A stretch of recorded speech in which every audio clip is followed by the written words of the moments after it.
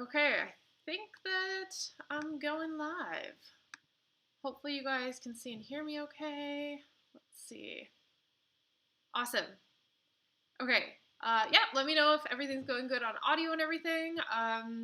Yeah, I just impulsively decided to come on live for Wildlife Wednesday. It's the morning here where I am. Normally I do like an evening one, but I'm just switching it up. So I don't have wine this early, but I have water. Exciting. Yeah, I just want to do like a Q&A and hey guys, I can see people joining. Yeah, and just kind of get on live and hang out for a little bit while I have a bit of time here and answer some questions you guys have. I've been like kind of overwhelmed with the amount of comments I've been getting on videos, which has been good, but I haven't been able to like answer all of them. So if you have any questions that I didn't answer in the comment section, feel free to ask them in the little chat box. Good morning. 60s did it better, baby. How's your day going? It's going pretty good. It's really sunny and beautiful here, which is nice. So I've been like doing my workout on the deck, which is like so warm and sunny. I have like a south-facing deck, so that's been nice. There's like a hummingbird feeder outside, so the hummingbirds are going crazy. And yeah, just been kind of like taking it easy. I hope you guys are doing good as well. Kind of locked down at home here. Hi from Scotland, UK. Hey, Catherine. How often do you travel? So that's a good question. Right now, as you probably can imagine, not at all. So normally what it's like when I'm not on this lockdown is that I travel maybe 25% of the time. I used to travel like close to 100% of the time when I was like 100% field worker, and I really enjoyed that while I could handle it, but it got pretty exhausting. So now I'm really only gone about like, maybe 1 week out of every month, which is a good amount for me to still maintain like, my friendships and my relationships and stuff. Hey, Balu Ravi from India. I'm doing my major in environmental science and policymaking and learning so much from you. Thank you. That's awesome.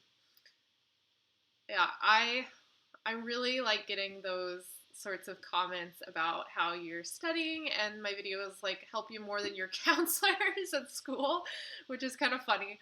But yeah, that definitely is good to hear that stuff's resonating with you guys.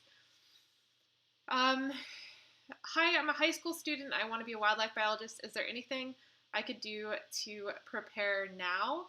For high school students, that's awesome that you're so ahead of the curve because I certainly did not know that I wanted to do wildlife in high school. Recommendations I would have for you would be to definitely start thinking about like resume building stuff now. Obviously, you don't have to, but if you do have an opportunity to volunteer at like a nature type of job, those just always help your resume in the future. And also like thinking about your colleges, like getting good grades to make sure that you're getting into the schools that you want to go to. College choice isn't like hugely important for this field as far as like prestige or anything like that, but it's definitely good to get good enough grades to get into college because you do need a college education for this field.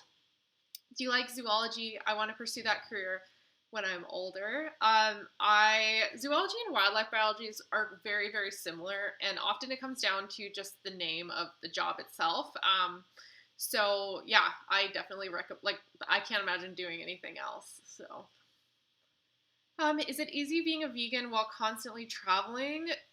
It's not like super simple, especially when I'm in okay, it's different because if I'm in a city, it's like so easy. If I have a kitchen, it's so easy. The problem is when I don't have a kitchen and I'm in a tiny isolated town or I'm in a work camp. That's when it starts to get a little bit more difficult. And I have to bring my little stove, like I have a portable stove and cook all my own meals, but it just is a little bit harder because I can't just grab food from like the one restaurant in town that only has French fries and burgers or whatever. So it can be a bit difficult, but it's never like unmanageable. What are some good things to look for when deciding between two colleges that offer wildlife biology and ecology. The things that I would look for on that is if the majors are like very similar, is cost would be the biggest one. Like making sure one, I would just pick the cheaper one if all other factors are the same, because this field does not pay exorbitantly high upon graduation, nor does many fields. So just the less amount of loans that you can get, the better. So I would recommend that, and then just location and like availability of research. So you can look up to see if there's any like ecology wildlife research labs, because if there's a bunch of professors that do research in that field, you might be able to get a chance to volunteer on those projects. So I would just do a bit of like research. You could try Googling like ecology research labs and then the name of that school to try to see if you can find any lab websites. What's the difference between a BA degree in environmental science and a BS degree? A BA degree is, which stands for Bachelor of Arts, versus BS, which is Bachelor of Science. It does vary by school, but generally, I would, if you were going the technical route and you want to be like a biologist, a scientist, I would pick the BS because it has more of those technical coursework classes in general. While a BA might have more of a focus on policy and management. So if you want to go into more of the policy politician side, education, maybe a BA might be more suitable. Or if you just like hate math and chemistry and you don't want to do any of that, sometimes a BA will have less of that. But then that has implications for your actual career of whether or not you want to have a scientist role versus a less technical role. Okay. Tara, you got a chance to start volunteering within a wildlife nursery this spring, but then all this stuff happened. Ugh, I feel so sorry for the people who are getting their internships canceled and stuff right now. I really relate to you, but don't worry. Once this is all over, there's going to be a boom in hiring back because these research projects are going to start up again and everyone is going to be opening jobs. So keep an eye out for that. Catherine, you're asking, would you say getting experience with plant-related research will be useful? Definitely. Like in the ecology field in general, plant research is useful. That was my first one of my first internships. I studied rare plants, and I found that was really useful. Someone watched my review of Tiger King and asking why people are glamorizing animal abuse. That's a good question. I stopped reading the comments on that video because some people really took offense at my review of that show. It's a very polarizing show, that's for sure. I think I'm going to watch the rest, but maybe when I can emotionally handle it better. Someone's asking what I think on that note, about Carol Baskin. I haven't watched past that first episode, so everything that I didn't really even talk about her in that episode. I will be honest though and tell you where I'm coming from. In the wildlife and big cat sanctuary field, big cat rescue is very respected. However, I have not finished watching the show, so I'm going to reserve any final judgments until I have all the evidence. So I do want to eventually do that and make that into a video about, because I'm getting such different opinions. Some people love her and some people hate her, and I feel weird making a judgment without seeing the whole show. So I'll update you on that. When will you watch more Tiger King? Oh, when I have the emotional capacity. Someone commented on that video and they were like, "You're just too sensitive." And I'm like, yeah, that's fair.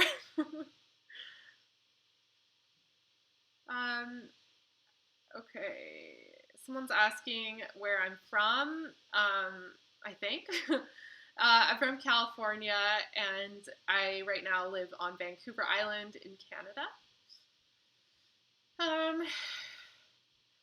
Jaden Marie, hello, I'm a college student and I know biology is my calling. I want to work in a lab or research, but I also love the environment and animals. Is there a way to mix the two? Definitely research and field work go hand in hand quite often. Lab work can be a part of a research program, but not always. Sometimes the lab work gets outsourced. So there's definitely generally you will get exposure between lab work, research, and environmental field work at some point if you're involved with bigger research programs. And definitely internships, usually you get some sort of exposure to that. Someone Austin, you had a comment on difference between wildlife biology and zoology. It says, I think wildlife emphasizes some plant courses while zoology does not. Yeah, so wildlife biology can integrate more like of an ecology focus, like a larger scale focus on habitats, versus zoology tends to be a little bit more focused on animals, physiology, anatomy, stuff like that, behavior. Not always, but there can be more habitat stuff brought in wildlife biology. So if you're really interested in more of the ecological interactions, which includes plants, then wildlife biology might be a bit closer to what you're interested in. Random comment, has anyone ever told you look like Kobe Smulders? Like, all the time. I actually watch, like, How I Met Your Mother, and I kind of get a little freaked out because I feel like it's watching myself. Like, it's very creepy. Oh, and I used to work at EB Games, GameStop, and someone came in and, like, actually thought I was her and was, like, working at a retail store. That was funny. What kind of work have you been doing during all of this stuff? Yeah, I'm like actually keeping an eye on my emails right now to make sure I don't need to step away from back into work. But I've been doing a lot of obviously computer work, and I've also been pulled in to some overall like response to this whole situation stuff. So just like helping out with that. So I'm doing a lot of actually like non-wildlife work right now because I do have some background in emergency management. So they've been pulling me in on responding to all our global crisis right now. And so I've been working on that mostly actually right now, which is good because I have some job security. But I mean, it sucks because I'm not doing anything wildlife related as much right now. I'm still trying to balance my wildlife projects, but I am doing just a lot of planning stuff right now. So that's been good that at least I've been able to stay busy. I'm studying to be a zoologist with species conservation. I'm also vegan and I don't know what to think about zoos. Is there any institutions who do a lot for animals and what do you think about that? I have I sort of talked about this in my Tiger King video, at least in the comment section and stuff. It's a really weird place to be like vegan and also a wildlife biologist because there's so much zoo work interspersed with wildlife biology in the field in general, not necessarily like my job. I have a huge appreciation for wildlife sanctuaries that take animals out of the pet trade, the wildlife trade, and rehabilitate them and re-release them when possible and then keep them safe when not possible. So I choose to support like sanctuaries over like zoos that have breeding programs and hold animals in captivity for like profit, because some of them totally do. So I prefer to kind of support sanctuaries when possible. I'm just going to adjust here because okay. Sorry. Okay, there we go. So what people who study biology actually go on to have a career in the field or academia? That's a really good question. Like, I obviously don't have the stats on that, but I think that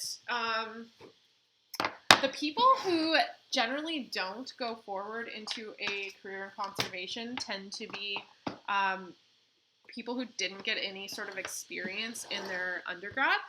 And the reason why I say that is because so much of this field is experience and networking, and if you don't have that, you're going to have a really hard time actually like finding a job. And that's not to discourage people who maybe didn't do any internships or volunteer work, because it's still possible, but it just makes it so much harder, and people have a tendency to kind of give up after, not finding success and finding a job within like the first 6 months.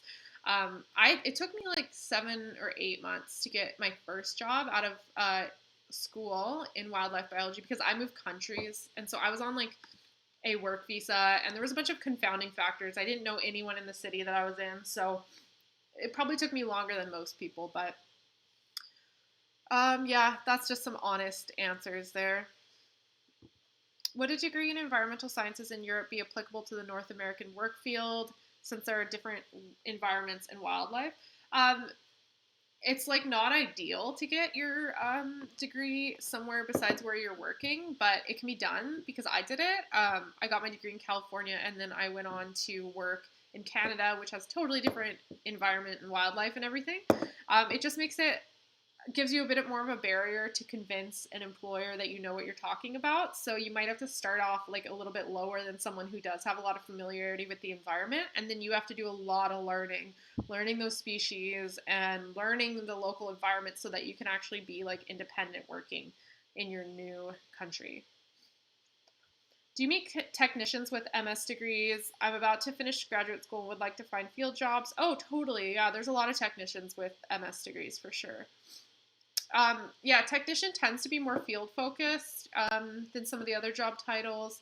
I mean, most, yeah, no, I would look for field opportunities. I would look for like government and like private consulting.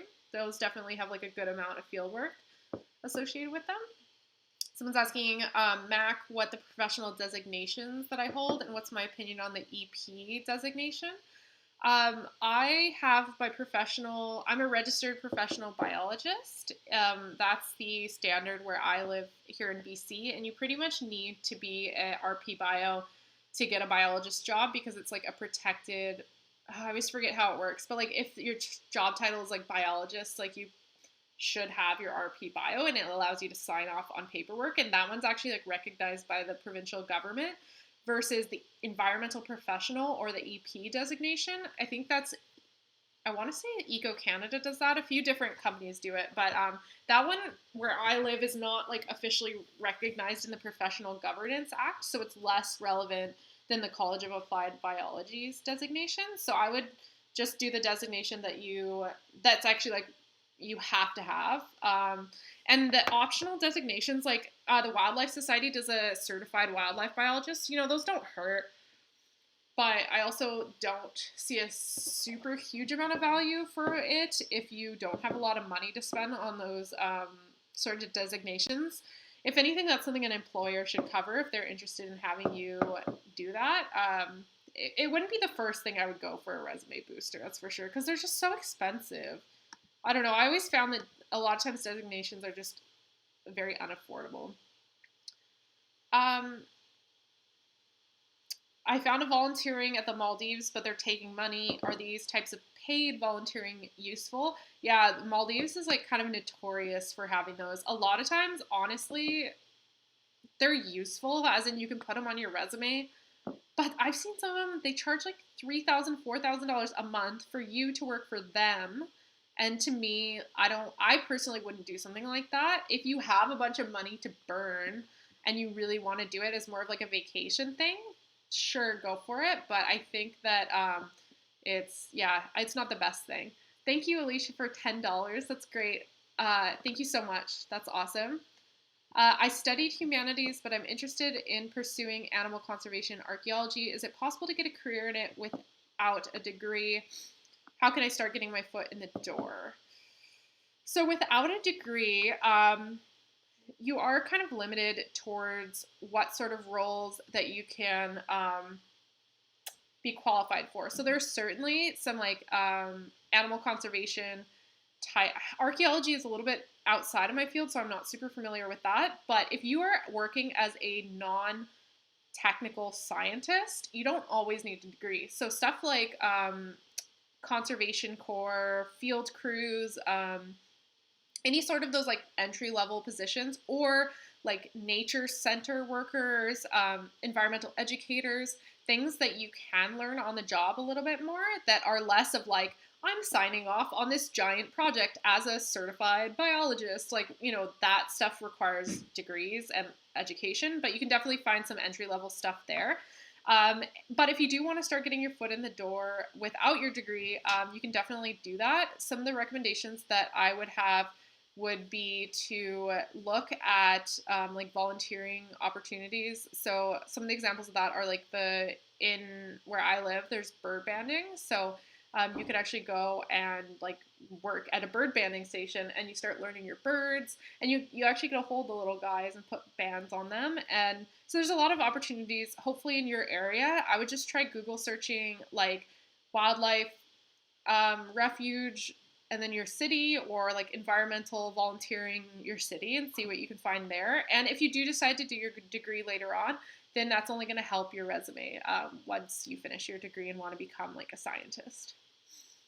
Thank you for the $10. I already said that, but do you think paid internships are unfair for people from lower socioeconomic classes? Definitely. I think that it creates, I wrote a blog post about this on my website, but I think it creates just kind of a weird difference. So it's like, if you can only get experience if you pay for it, then all the people coming in on wildlife jobs are going to be like rich people, and then they have a different viewpoint, a different, there's such a value in like diversity, and if you only have just a bunch of like rich people whose parents paid for volunteer stuff, like you're gonna have like a lower diversity in your workforce in opinions and thoughts and decision making. So I really don't like those paid ones. I think it's quite exploitative. Yeah, I would just look at them like a vacation where you might learn some stuff on the side. Not to diminish anyone who's done one of those, but if you are looking at doing it, I would think about it that way if you are going to pay for one. That's it. I'm talking about the really expensive ones. Some of them just charge like rent. So if they provide housing, they'll just charge like $500 a month for housing and food, which I think that's fair. But I'm talking about the ones that are like, God, some of these sea turtle ones are like $3,000, $4,000 a month, which is like, they're obviously making a lot of money on that. What's a good way to approach studying local regulations if applying for a job outside of where you studied, such as CEQA NEPA for California? That's a good question. I think it's hard because a lot of it does come on the job. You can definitely like print out some of the regs and like do some policy analysis on your own time. Sorry, one sec. But yeah, a lot of it does come with work experience. So do the best you can to read through it and try to analyze it as much as you can. But getting like, there usually is quite a bit of flexibility for learning the regs when you get a new job in a new city. So most of the time employers will understand that.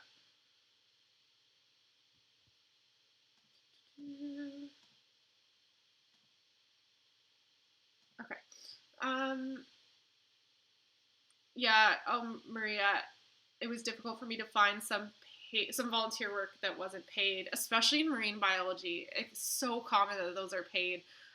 Keep looking, check like for North America and international, but mostly North America. The Texas A&M Wildlife Job Board really helps, and Ornithology Exchange is another one. And if you also keep on top of like some of the nonprofits on Instagram, like I'm just thinking off the top of my head, like Orca Lab, Oceans Initiative, stuff like that, you can kind of follow them, and a lot of times they'll post their internship opportunities, paid or unpaid, on their social media. And I've been trying to post as many as I can on my Facebook page too. Why is there such a major focus on climate change in comparison to other environmental issues such as pollution and 5G? There's a lot of environmental issues outside of just climate change, but climate change is such a broad and overarching concern that I think that's why a lot of focus gets put on that. Yeah. Do you use math in your current job, or have you in previous roles? What kind of math and what for? Yes, not that often though, to be honest. Like population estimates and like population density type of studies do use a decent amount of math and like calculus, because you're involving like growth rates for populations. That's a lot of times, if you're like in research relating to that too, you'll see a lot of math being used. But yeah, I personally don't use too much of it. I was actually just saying yesterday how much calculus I forgot. So I was never a great math student, but yeah. Time lapse. Thank you for a $10 donation. I was curious which states, this is what he's asking, or she is asking. I was curious which states in the US have the most amount of opportunities for a wildlife biologist. I'm moving to next summer to Colorado, so I was just curious. Colorado is definitely a big one. There are a lot of opportunities in Colorado that I've seen. It's hard. I know there's two different things. States with like high population, like California and New York, have a lot of opportunities just simply because there are more companies than you might see in like a low population state like Wyoming, for example. But with the low population states, you might see more like rural opportunities. So like wildlife biology is one of those fields that like you can pretty much get a job in a city or a rural area, because rural areas can have national parks, can have state and city parks, and a lot of natural spaces that hire wildlife biologists. So there's really opportunities across all, rural urban spectrum. Uh, I would look at job boards, just kind of try to get an idea, like Texas A&M Job Board and Ornithology Exchange, which I already mentioned, and try to see what states you're seeing pop up over and over again. But like I always seem to see Colorado, New York, Georgia a lot, Florida, California, Washington, and Oregon. Definitely the states that prioritize environmental funding too are going to have a lot of opportunities for that. Austin, thank you for the $10. You guys are like killing it today. Thank you. Austin says you give great, accurate advice. Definitely the best wildlife biology YouTube channel out there. Keep at it. What's your favorite turtle species? Ooh, that's a good question. I love sea turtles. I don't really have a preference of what species. I think that the greens are pretty cool, just because that's the ones that I've seen. So I would definitely say sea turtles. They're such a treat, because I don't like really get to see them where I live. But whenever I'm traveling, I just love to go have a snorkel and see a sea turtle. Is GIS a good and stable career? Not sure if that's something I'd want to do for the rest of my life. Sorry, one sec. Sorry, I just need to answer a message here really quick.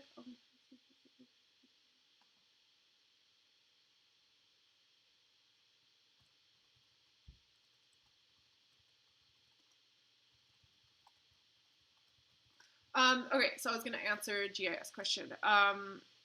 So GIS is definitely a good career, but I will kind of warn you that the opportunities for field work within GIS are quite limited. So if you're really passionate about field work, I would try to do more like technical science focus, because a lot of times GIS is like a lot of computer work, but it is a very stable field. I've always seen GIS people being hired across all industries, not just the environmental industry. Like my dad works in highway engineering and he has a GIS person working for him. So like it's really starting to become like a huge field, and they're actually like, quite well paid most of the time. But their downside being it's lacking the field work and the travel. If you are, it's possible, but like most GIS jobs are computer based. Is it too late now to prevent climate change? That one is a bit of a strong one for this morning, but I think it's really going to depend on what we're seeing with this whole pandemic right now. Oops, I said pandemic. Oh no, I'm going to get demonetized. I think things are really going to change if this is like long and extended. It could mean a major shift in things, or we're just going to go right back to how they were before. But unfortunately, I think it's going to require some sort of major lifestyle shifts of the world for us really to stop climate change. So it's not too late. People are definitely like, scientists are saying it is not too late, but we're coming to the point very closely that it is going to spiral out of control. I mean, we already are seeing impacts from climate change right now.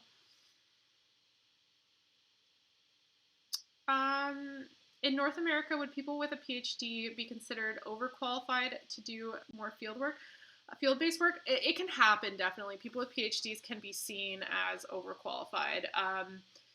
That's just something to think about. A lot of times jobs that require like a PhD will often also require a lot of experience. So a lot of times you'll see like these high level jobs that require a PhD, but then they also require like 10 years of experience in the field. So starting out, it kind of puts you in a weird situation if you want to leave research and leave academia, where you are super overqualified with your education, but you maybe only have 4 or 5 years of fieldwork experience, and that's only in academia, so it's quite limited compared to like maybe some industry jobs. So I would, if you're going to do a PhD, I would really do it. I mean, I don't have one, so I'm probably not the most qualified to give advice on this, but I would do one out of you being really fascinated in research and trying to find like, and you like really want to find like new discoveries, like, and if you aren't interested in that and you're only doing it because you think it's going to get you a job, like I would recommend questioning whether or not you should really do it, because their PhD is not a fast track to a job for sure. Okay, I'm going to answer just a few more and then I have to hop off and do some work stuff. But someone's asking me how I feel about AZA accredited zoos. That one was like very common question in my Tiger King video. And this is where like my personal values and my being a wildlife biologist and science might differ a little bit, because I personally, like as a vegan, as someone who doesn't support animal exploitation of any kind, I don't think it's right to keep animals in zoos in captivity when they don't need to be, solely for human education. I don't think it's the most effective tool, nor does it forgive the ethical side of keeping animals in captivity just so we can care about them. However, I totally recognize that a lot of AZA zoos have great large habitats for wildlife.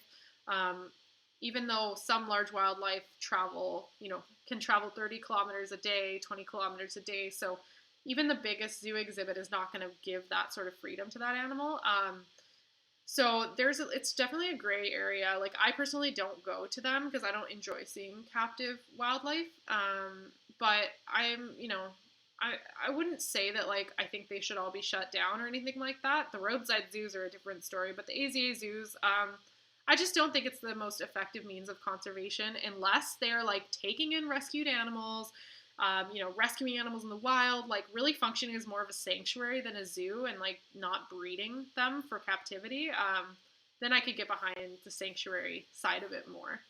Hopefully I'd love to give like a clear answer, but it's just one of those. It's hard to decide on because there's such a spectrum of how good and how bad they can be. Hi, future ecologist. Okay, unfortunately, sorry for the people who are just joining right now. I have to hop off and do some work. But I wanted to thank you guys for coming in, especially for the people who were able to donate to my channel. That really helps in this era where ad revenue is insanely low right now for YouTubers. I hope you guys all are staying safe and you have a good rest of your day. And if I didn't answer your question and you really want an answer, I'd recommend reaching out on Instagram. Right now, I'm having trouble keeping up with my comments questions. So probably your best chance is either my email or Instagram, and my Instagram is @wildbiologist. You can add me on there. And thank you guys for tuning in. I'm going to do more of these lives coming up. Oh, and one other thing I wanted to mention. I already see there's a bunch of people from my Patreon on the chat here. And I wanted to let you guys know that I'm doing a live chat for my patrons on Patreon. The minimum tier to qualify for that is $5 tier on my Patreon page, which is, I think it's just patreon.com/wildbiologist. I'm just going to check. Yeah, so patreon.com/wildbiologist. And this Friday, I'm going to try to do a stream of, what was it called? Planet Zoo, the game, and like do like a live Q&A on there. So if you're interested in joining, you still have a few more days before to join my Patreon before the live stream. So any $5 or above tier will be eligible to see that live stream and come join me on that. And it's going to be much privater, so I'll be able to answer a bunch of different questions. And that's going to be on Friday. I think I set it to 6 p.m. PST, doing some Planet Zoo playing, if I can figure out how to download it, okay? Anyway, so thank you guys so much, and I will see you guys next time. Bye!